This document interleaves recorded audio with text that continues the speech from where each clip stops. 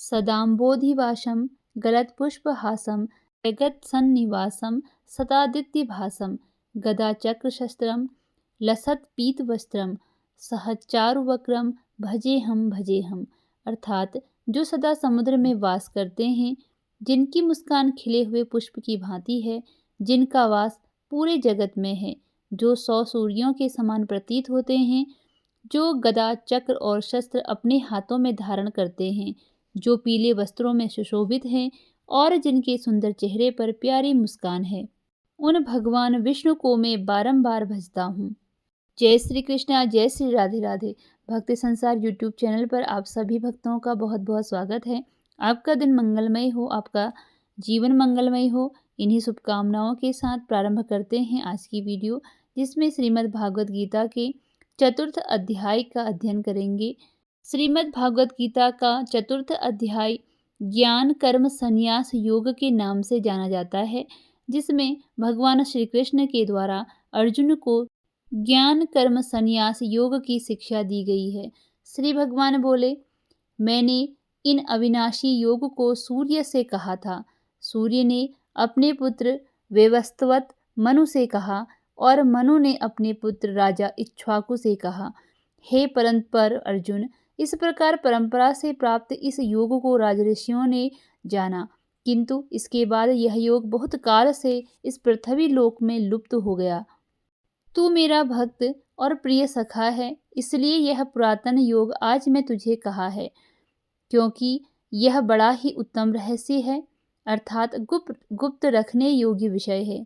अर्जुन बोले, आपका जन्म तो अर्वाचीन है, अभी हाल ही का है, और सूर्य का जन्म बहुत पुराना है, अर्थात कल्प के आदि में हो चुका था। तब मैं इस बात को कैसे समझूं कि आप ही ने कल्प के आदि में यह योग कहा था। श्री भगवान बोले, हे परंतप अर्जुन, मेरे और तेरे बहुत से जन्म हो चुके हैं, उन सबको तू नहीं जानता, किंतु मैं जानता हूँ। मैं अजन्मा और अविनाशी स्वरूप होते हुए भी तथा समस्त प्राणियों का ईश्वर होते हुए भी अपनी प्रकृति को अधीन करके अपनी योग माया से प्रकट होता हूँ। हे भारत, जब जब धर्म की हानि और अधर्म की वृद्धि होती है, तब तब ही मैं अपने रूप को रचता हूँ, अर्थात साकार रूप से लोगों के सम्मुख प्रकट होता हूँ। साधु पुरुषों का उद्धार करने के लिए, पाप कर्म करने वालों का विनाश करने के लिए और धर्म की अच्छी तरह से स्थापना करने के लिए मैं युग युग में प्रकट हुआ करता हूँ। हे अर्जुन, मेरे जन्म और कर्म दिव्य अर्थात निर्मल और अलौकिक हैं। इस प्रकार जो मनुष्य तत्व से जान लेता है, वह शरीर को त्याग कर फिर जन्म को प्राप्त नहीं होता, किंतु मुझे ही प्राप्त होता है। पहले भी जिनके राग, भय और क्रोध सर्वदा नष्ट हो गए थे और जो मुझ में अनन्य प्रेम पूर्वक स्थिर रहते थे, ऐसे मेरे आश्रित रहने वाले बहुत से भक्त उपर्युक्त ज्ञान रूप तप से पवित्र होकर मेरे स्वरूप को प्राप्त हो गए हैं। हे अर्जुन, जो भक्त मुझे जिस प्रकार भजते हैं, मैं भी उनको उसी प्रकार भजता हूँ, क्योंकि सभी मनुष्य सब प्रकार से मेरे ही मार्ग का अनुसरण करते हैं।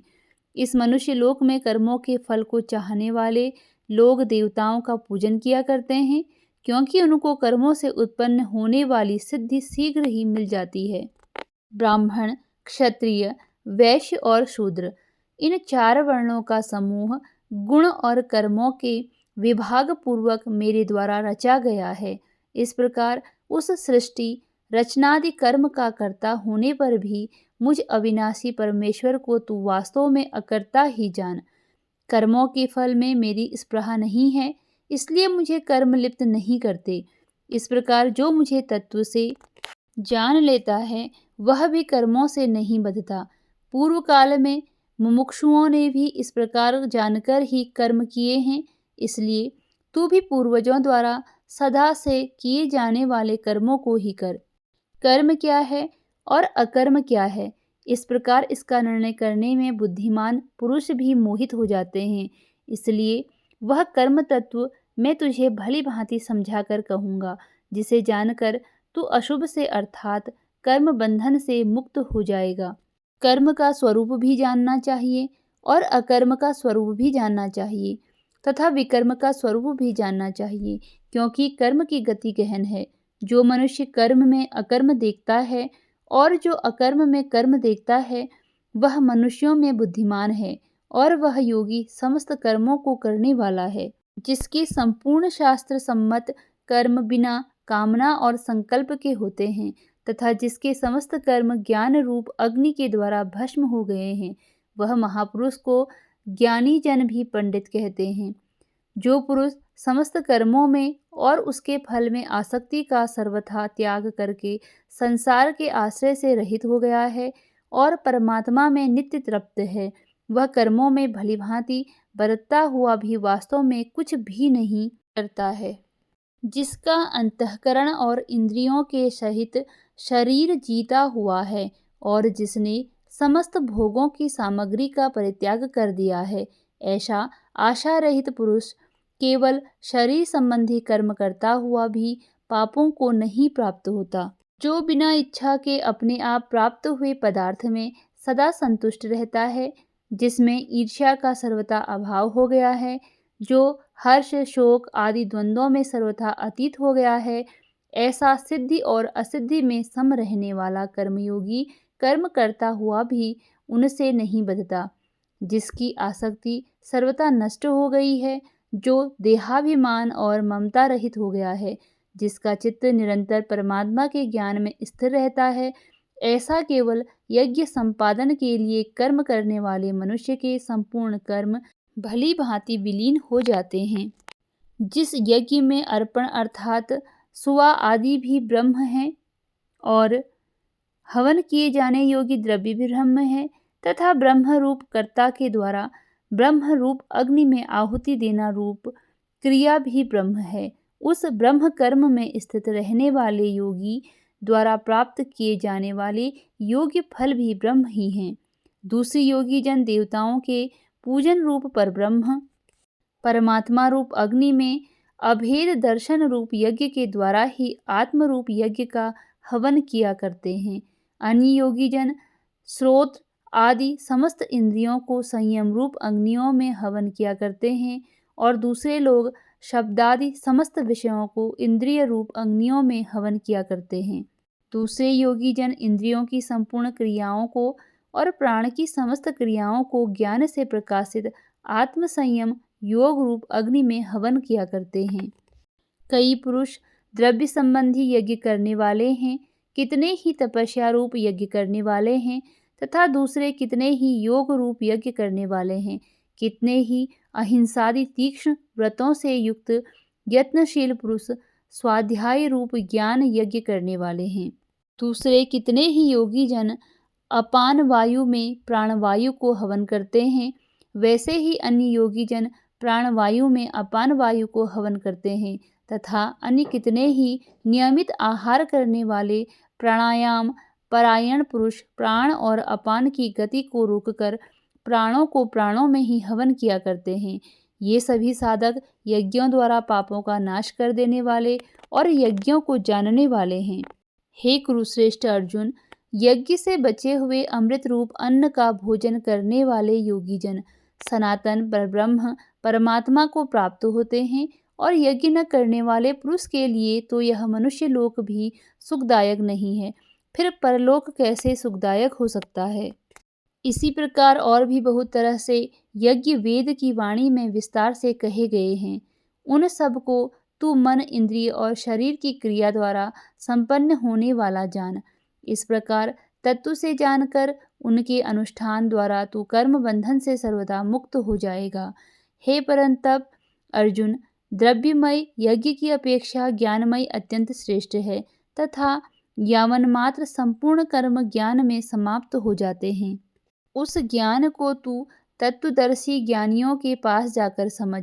उनको भली भांति दंडवत प्रणाम करने से, उनकी सेवा करने से और कपट छोड़कर सरलता पूर्वक प्रश्न करने से वे परमात्म तत्व को भी भली भांति जानने वाले ज्ञानी महात्मा तुझे उस तत्व ज्ञान का उपदेश करेंगे, जिसको जानकर फिर तू इस प्रकार मोह को प्राप्त नहीं होगा। तथा हे अर्जुन, जिस ज्ञान के द्वारा तू संपूर्ण भूतों को निःशेष भाव से पहले अपने में और पीछे मुझे सच्चिदानंद घन परमात्मा में देखेगा।